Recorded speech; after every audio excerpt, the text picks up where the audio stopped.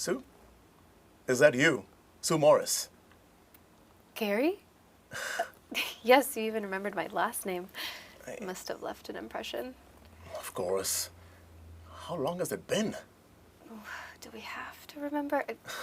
Unless our paths crossed since high school, it's been about 15 years. Time's been good to you. You look great. Thank you. You're too kind. And I have to say this. I think time has been far, far better for you, Sue. I mean, look at you. You look as beautiful as ever. Yeah. As ever. I never thought you noticed me in high school. You never thought. It's been too long. What's happening? What's been up? Oh, the usual. I'm a lawyer, so spend most of my time writing contracts, and I basically hate it.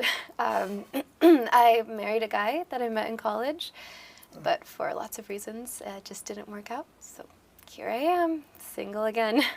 No children. That's the quick version. How about you? Whew. Surprisingly similar. Yeah.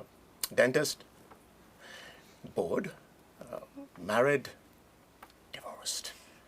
I have a daughter who lives with her mother. That's the quicker version. You live around here? Yes. You? Likewise. Okay, this is gonna sound weird. Yeah, this is. Okay, there is something that I said back in high school that I kind of feel guilty about. It's been haunting me since ever, and you don't even probably remember it, but seeing you just kind of brings it all back. And I never had the guts to apologize to you, but would it wig you out if I apologize to you right now? Excuse me? You remember that old boyfriend of yours? I think his name was Bruce. Of course, Bruce Scheich. You and he were close, weren't you? Sort of. I mean, we had a few common interests, but listen, I just want to say this, okay? And I mean it. I never really thought that you were in my league. You kidding? Of course you were in my league. I thought you were pretty cool.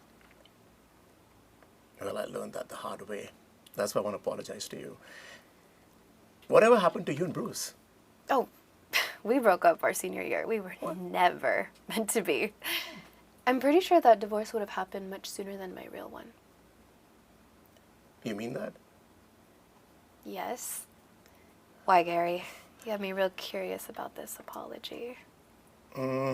You know what? Let's just forget about it. I'm sorry. Just delete it off your brain. Oh, no. No. No. Seriously. No way. You brought it up, Mr. Elephant Memory.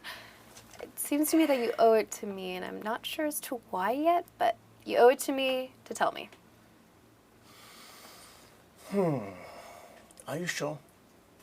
Go for it. Or are you still a gutless kid? Good point. Okay. Whew.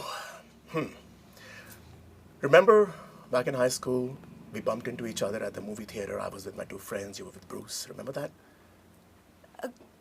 You mean you were the one reaching over my shoulder to steal my popcorn? No, I wish. Not that.